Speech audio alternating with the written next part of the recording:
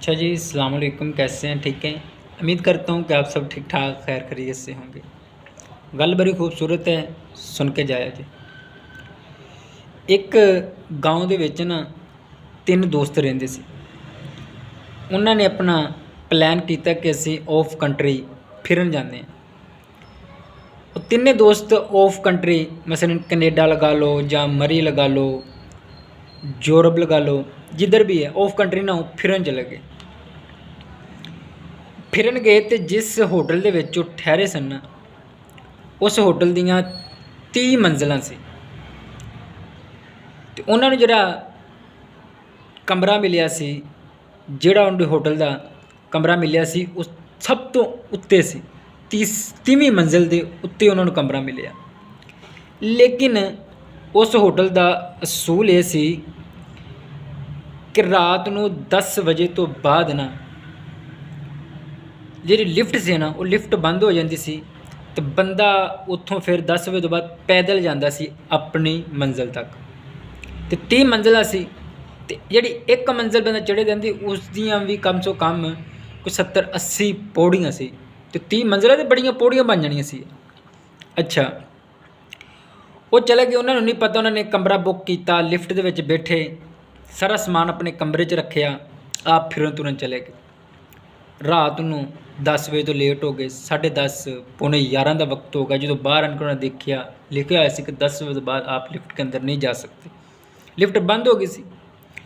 ਉਹਨਾਂ ਨੇ ਬੜਾ ਨਾ ਸਿਰਾਂ ਦੇ ਉੱਤੇ ਆਪਣੇ ਹੱਥ ਮਾਰੇ। ਉਹਨਾਂ ਨੇ ਕਿਹਾ ਯਾਰ ਅੱਜ ਤਾਂ ਮਰ ਗਏ। ਫਿਰ ਕੇ ਲੱਤਾਂ ਅੱਗੇ ਹੀ ਦਰਦ ਕਰਦੀਆਂ ਪਈਆਂ ਨੇ। ਹੁਣ ਉਹ 30ਵੀਂ ਮੰਜ਼ਿਲ 'ਤੇ ਜਾਣਾ ਅਤੇ ਲੱਤਾਂ ਦਾ ਤਾਂ ਬੇੜਾ ਗਰਕ ਹੋ ਜਾਏਗਾ। ਉਹਨਾਂ ਆਪਸ ਵਿੱਚ ਤਿੰਨਾਂ ਨੇ ਨਾ ਸਲਾਹ ਕੀਤੀ। ਸਲਾਹ ਕਰਕੇ ਨਾ ਅਤੇ ਕਹਿਣ ਲੱਗੇ ਗੱਲ ਇਹ ਆ ਕਿ ਇੱਕ ਨੂੰ ਕਹਿਣ ਲੱਗੇ ਕਿ 1 ਤੋਂ ਲੈ ਕੇ 10ਵੀਂ ਮੰਜ਼ਿਲ ਤੱਕ ਤੂੰ ਨਾ ਕੋਈ ਖੁਸ਼ੀ ਵਾਲੀਆਂ, ਕੋਈ ਮਜ਼ਾਈਆ ਗੱਲਾਂ ਕਰਨੀਆਂ ਵਾ ਕਿ ਜਿਹੜਾ 1 ਤੋਂ ਲੈ ਕੇ 10 ਮੰਜ਼ਿਲ ਤੱਕ ਅਸੀਂ ਪਹੁੰਚ ਜਾਈਏ, ਸਾਨੂੰ ਪਤਾ ਹੀ ਨਾ ਲੱਗੇ। ਦੂਸਰੇ ਨੂੰ ਇਹ ਕਹਿਣ ਲੱਗੇ ਕਿ ਜਦੋਂ 10ਵੀਂ ਤੋਂ 11ਵੀਂ ਮੰਜ਼ਿਲ 'ਤੇ ਕਦਮ ਰੱਖਣਾ ਨਾ, 11ਵੀਂ ਤੋਂ ਲੈ ਕੇ 20ਵੀਂ ਮੰਜ਼ਿਲ ਤੱਕ ਤੂੰ ਕੋਈ ਸਿਆਣੀਆਂ ਕੋਈ ਅੱਛੀਆਂ ਗੱਲਾਂ ਕਰਨੀਆਂ ਕਿ ਉਹਨਾਂ 10 ਦਾ ਵੀ ਪਤਾ ਨਾ ਲੱਗੇ। ਤੀਸਰੇ ਨੂੰ ਕਹਿਣ ਲੱਗੇ ਕਿ ਤੂੰ ਜਦੋਂ 21ਵੀਂ ਤੋਂ ਲੈ ਕੇ 30ਵੀਂ ਮੰਜ਼ਿਲ ਤੱਕ ਆਪਾਂ ਜਾਣਾ ਨਾ, ਤੂੰ ਕੋਈ ਦੁਖੀ ਕੋਈ ਇਸ ਤਰ੍ਹਾਂ ਦੀਆਂ ਗੱਲਾਂ ਕਰਨੀਆਂ, ਕੋਈ ਦੁਖੀ ਤੋਂ ਗੱਲਾਂ ਕਰਨੀਆਂ। ਕਹਿਣ ਲੱਗਾ ਜੀ ਠੀਕ ਹੈ। ਪਹਿਲੀ ਮੰਜ਼ਿਲ 'ਤੇ ਜਦੋਂ ਕਦਮ ਰੱਖਿਆ ਨਾ, ਉਸ ਨੇ ਬੜੀਆਂ ਹਾਸੇ ਵਾਲੀਆਂ ਗੱਲਾਂ ਕੀਤੀਆਂ, ਬੜੀਆਂ ਮਜ਼ਾਈਆ ਗੱਲਾਂ ਕੀਤੀਆਂ, ਜਿੱਦਾਂ ਵੀ ਨਾ ਕਿ 10 ਮੰਜ਼ਿਲਾਂ ਦਾ ਪਤਾ ਹੀ ਨਹੀਂ ਲੱਗਾ। 10 ਮੰਜ਼ਿਲਾਂ ਪਾਰ ਹੋ ਗਈਆਂ। ਜਦੋਂ 10 ਮੰਜ਼ਿਲਾਂ ਪਾਰ ਹੋ ਗਈਆਂ ਅਤੇ ਹੁਣ ਦੂਸਰੇ ਨੂੰ ਕਹਿਣ ਲੱਗਾ ਹੁਣ ਬਾਅਦ ਤੇਰੀ ਵਾਰੀ, ਤੂੰ ਕਰਨੀਆਂ ਸਿਆਣੀਆਂ ਗੱਲਾਂ।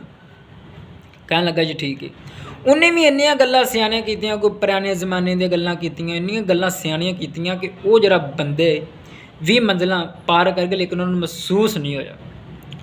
21ਵੀਂ ਮੰਜ਼ਿਲ 'ਤੇ ਕਦਮ ਰੱਖਿਆ, ਉਹਨੂੰ ਕਹਿਣ ਲੱਗਾ ਲੈ ਵੀ ਹੁਣ ਤੂੰ ਗੱਲਾਂ ਕਰਨੀਆਂ ਵਾ, ਕੋਈ ਦੁਖੀ ਗੱਲਾਂ ਕਰਨੀਆਂ।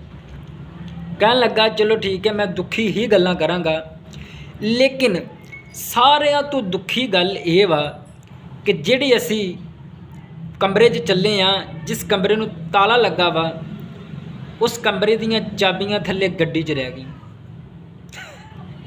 ਕਮਰੇ ਨੂੰ ਤਾਲਾ ਲੱਗਾ, ਉਹਦੀਆਂ ਚਾਬੀਆਂ ਥੱਲੇ ਗੱਡੀ 'ਚ ਲੈ ਗਈਆਂ ਵਾ।